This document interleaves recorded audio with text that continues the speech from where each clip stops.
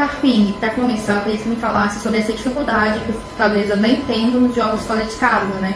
Porque em casa a equipe se sai bem, mas fora de casa não consegue ter bons resultados. O que acontece? É questão física por causa dos deslocamentos grandes? É uma questão psicológica por causa do adversário, torcida? Bom, boa noite. Olha, eu acredito que quando nós tivemos semanas abertas, como foi o Atlético, ficou a semana inteira treinando e nos esperando aqui, esse desempenho fora de casa também vai melhorar. Pela nossa logística, a dificuldade da nossa posição ali, muito longe de tudo, né? A gente está fora de casa há 5 dias. Nós tivemos um jogo fora de casa contra o Sport, a gente lotada, e nós conseguimos reverter um resultado adverso e buscar uma classificação. Acho que falta ainda esse desempenho dentro do Campeonato Brasileiro também fora de casa, mas eu acredito que quando acabar essa maratona de jogos, que hoje nós completamos 35 jogos, como eu mencionei anteriormente, eu acredito que essa performance e desempenho também vai melhorar, assim como a performance dentro de casa ela é muito satisfatória hoje para nós. Então, e tem outro aspecto também que é inegável, né? Nós jogamos um jogo de muita decisão na quarta-feira, um estado de concentração, de alerta lá em cima, e é difícil voltar a chave para esse jogo brasileiro, sabendo que terça-feira a gente tem o primeiro jogo de uma final que a gente lutou muito para estar lá. Então eu entendo também os atletas e, enfim, lamento a derrota, não é o que nós imaginávamos e queríamos, mas aconteceu. Vamos pensar agora nessa semana decisiva, fazer 2 bons jogos, né? Buscar, porque não, esse título para nós e para o nosso torcedor, esse é o nosso objetivo, trabalhar muito para que isso aconteça, mesmo sabendo da dificuldade do jogo. E em relação ao jogo de hoje, talvez a maioria das vitórias a gente vira a página, derrota igual e vamos seguir para a próxima. E você falou sobre o calendário, eu pensei em falar um pouco sobre isso pelo lado bom e pelo lado ruim, porque o Fortaleza ele é vítima do próprio bom desempenho, né? Tem muitos jogos, mas porque chegou na final da Copa do Nordeste, seguiu em frente na Copa do Brasil e tem a Série B, que é o campeonato mais longo do ano. Eu queria que faça um pouco sobre essa temporada. Olha, como você falou, são os 2 pesos, né? A gente lamenta o cansaço e o desgaste, mas a gente fica muito feliz por alcançar os objetivos e coroar o trabalho desses atletas, está sendo feito em Fortaleza, presentear nossos torcedores de novo com bons jogos, com classificações, com objetivos alcançados. A gente fica muito feliz com isso, mas ao mesmo tempo tem sempre esse ponto, né? Eu prefiro estar nessa situação, continuar com esse desgaste, com essa logística e ver o que a gente vai poder viver essa semana. Mais uma final esse ano, que vai ser muito importante para o Fortaleza e para todos nós. Como eu disse, a partir das próximas semanas a gente começa a igualar com quase todas as equipes da Série B, a jogar um jogo por semana, a ter treino, a ter descanso, a ter trabalho, a ter deslocamentos, né, com programação de logística melhores, que é possível você se programar melhor. Então acho que tudo isso tende a evoluir a nossa performance ali fora de casa. Aproveitando que estou só eu aqui, eu quero te fazer uma pergunta de um cunho mais pessoal. Você é um dos nomes da nova geração de treinadores brasileiros e hoje foi um confronto entre 2 treinadores dessa nova geração, né? Você teve aquela campanha incrível com o Juventude, agora com o Fortaleza também, ali na briga por aquele G6, esse ano que mudou o regulamento.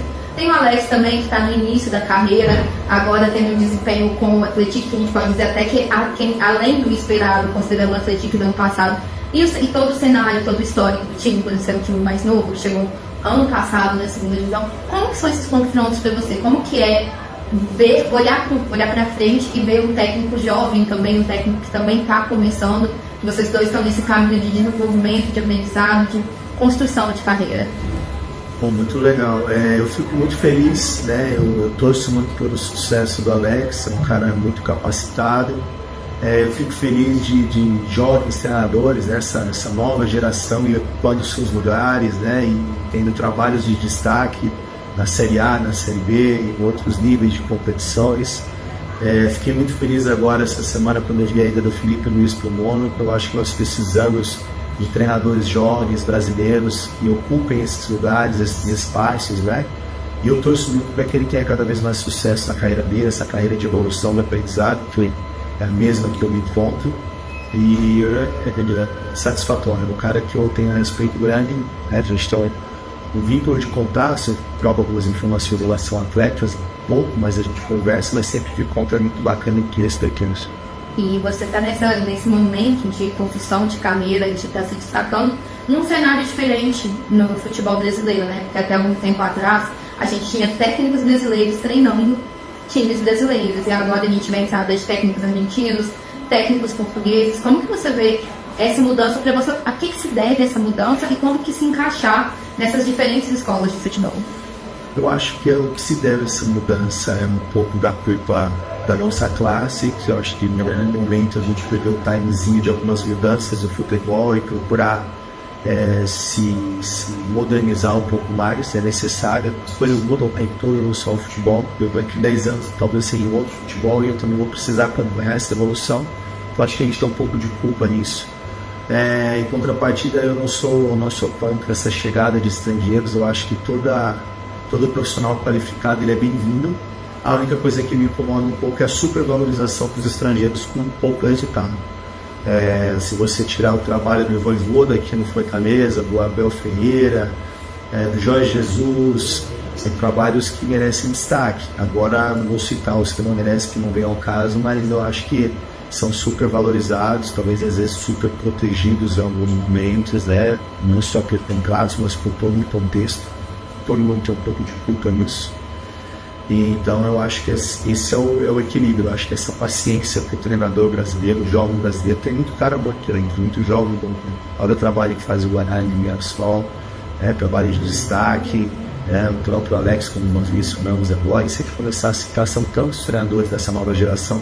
Agora a gente precisa oportunizá-los, assim como a gente oportuniza os estrangeiros, às vezes até da mesma geração, da mesma idade, mas tem algumas coisas que pesam também de ter que enfiar essa onda de estrangeiros. Eu acho que é lugar para todo mundo. As pessoas competentes, elas se sabem. E vamos falar vamos falar de assunto legal agora, porque a Copa Nordeste, ela, além de tudo, ela é um marco cultural, né? Porque a gente tem toda essa questão do eixo sudeste, da valorização do futebol sudestino, em detrimento do futebol de outras regiões, principalmente futebol do norte, do nordeste, e é um ponto muito grande de afirmação também. Ele não é só futebol, é muito da cultura nordestina. Quem quer viver disso e como quer chegar no final desse cenário? É muito legal chegar numa final, ainda mais com o Fortaleza, que realmente tem tradição de chegar e vencer, né? Que sempre teve oportunidades. Como você falou, esse aspecto cultural é muito forte. A Copa do Nordeste ela vale muito para a nossa região. A gente vê o quanto o torcedor tem essa rivalidade de estado para estado e como é bacana essa rivalidade nostalgia bacana. E gratificante, né? Eu tive a oportunidade de jogar essa Copa do Nordeste no ano passado com o Vitória, fui eliminado nas quartas de finais. Dessa vez com o Fortaleza, graças a Deus a gente conseguiu chegar mais adiante e a gente sonha mais adiante ainda, que seria a consolidação com o título, né? E a primeira vez que eu disputei essa competição foi em 2019. Eu era auxiliar técnico do Botafogo da Paraíba e eu perdi esse jogo em Fortaleza, do Rogério Ceni. Então, assim, já tem um histórico nessa competição e eu sei a importância que ela representa para nós. No fim, tem errado de torcedor. O recado do torcedor é o de sempre. Continue acreditando, nos apoiando. Eu sei que o resultado hoje foi o que nós não queríamos, os torcedores não esperavam, a gente fica chateado sim pela derrota, mas é uma semana de felicidade, uma semana de alegria, uma semana de decisão, e nós precisamos estar todos dentro. Castelão lotado terça-feira, e todo o Fortaleza se faz muito mais forte com a presença aqui no seu celular, que a gente possa presenteá-lo com esse título.